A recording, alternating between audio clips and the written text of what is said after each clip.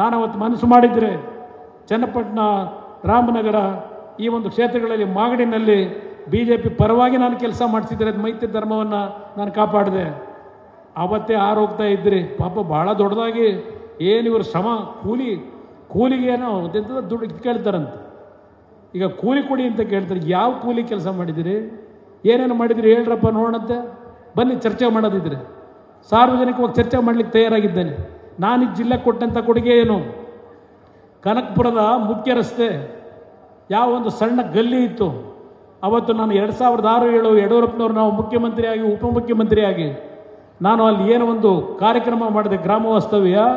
ಇವತ್ತು ಕನಕಪುರದ double road ಏನಾಗಿದೆ, 53 ಕೋಟಿ ವೆಚ್ಚದಲ್ಲಿ ಕಾಮಗಾರಿಗೆ ಕನಕಪುರದಲ್ಲಿ ಚಾಲನೆ ಕೊಟ್ಟವನು ಈ ಕುಮಾರಸ್ವಾಮಿ. ಆಮೇಲೆ ಯಡಿಯೂರಪ್ಪನವರು ಮುಖ್ಯಮಂತ್ರಿಗಳಾದಾಗ ಯಡಿಯೂರಪ್ಪನವ್ರು ಕೈಕಾಲು ಹಿಡ್ಕೊಂಡು ಕನಕಪುರಕ್ಕೆ ಅಭಿವೃದ್ಧಿ ಅಂತಕ್ಕಂಥದ್ದನ್ನು ನೋಡಿದ್ದು ಯಡಿಯೂರಪ್ಪನವ್ರಿಗೆ ಸಲ್ಲುತ್ತೆ ಕೀರ್ತಿ. ಅದು ಶಿವಕುಮಾರ್ ಅವ್ರಿಗಲ್ಲ. ಅದಕ್ಕಿಂತ ಮುಂಚೆ ನೀವು ಮಂತ್ರಿಗಳಾಗಿದ್ರಿ. SM ಕೃಷ್ಣ ಕಾಲದಲ್ಲಿ ಮಂತ್ರಿ ಇದ್ರಿ, UD ಮಿನಿಸ್ಟ್ರಿ ಇದ್ರಿ, ಪವರ್ಫುಲ್ ಮಂತ್ರಿ. ಅವತ್ತು ಕನಕಪುರಕ್ಕೆ ಏನು ಕೆಲಸ ಮಾಡಿದ್ರಿ, ರಾಮನಗರ ಜಿಲ್ಲೆಗೆ ಏನು ಕೊಟ್ಟಿದ್ರಿ ನೀವು? ಇದನ್ನು ಕೇಳಲಿಕ್ಕೆ ಬಯಸ್ತಾ ಇದ್ದೇನೆ. ಯಾವ ಕೂಲಿ ಕೆಲಸಕ್ಕೆ ನೀವು ಇವತ್ತು ಜನರನ್ನ ಕೇಳಕ್ಕೆ ಬಂದಿದ್ದೀರಿ? ರಾಮನಗರ ಜಿಲ್ಲೆಯ ಪರಿಸ್ಥಿತಿ ಏನಿತ್ತು, ಯಾವ ರೀತಿ ನಾವು ನಡ್ಕೊಂಡಿದ್ದೇವೆ, ಇದೆಲ್ಲವನ್ನು ಅರ್ಥ ಮಾಡ್ಕೊಳ್ಳಿ. ಒಂದು ಮಾತನ್ನು ಹೇಳ್ತೇನೆ, ಈ ಜಿಲ್ಲೆಯ ಜನತೆಗೆ ಇವರ ಅಣ್ಣ ತಮ್ಮದರ ಆಟ ಕೊನೆಗಾಲ ಆಗ್ತಕ್ಕಂಥ ದಿನ ದೂರ ಇಲ್ಲ. ಇವತ್ತು ಮೆಡಿಕಲ್ ಕಾಲೇಜು ರಾಮನಗರದಲ್ಲಿ ಕೊಟ್ಟಂಥದ್ದು, ನಾನು ಯಡಿಯೂರಪ್ಪನವ್ರು ಕೊಟ್ಟಂಥದ್ದು medical college Rajiv Gandhi university.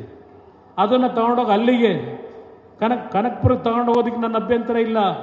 ನಾನು 2018 ಮುಖ್ಯಮಂತ್ರಿ ಆದಾಗ ಕನಕಪುರಕ್ಕೂ ಸಹ ಒಂದು ಮೆಡಿಕಲ್ ಕಾಲೇಜ್ಗೆ ನಾನೇ ದುಡ್ಡು ಕೊಟ್ಟಿದ್ದೇನೆ. ಆ ದೊಡ್ಡತನ ತೋರಿಸಿದ್ದೇನೆ ನಾನು. ಆದರೆ ಇಲ್ಲಿ ನೀವು ಮತ ಹಾಕಿದಂಥ ರಾಮನಗರದ ಜನತೆಗೆ ನೀವು ಕೊಟ್ಟಿದ್ದೇನು?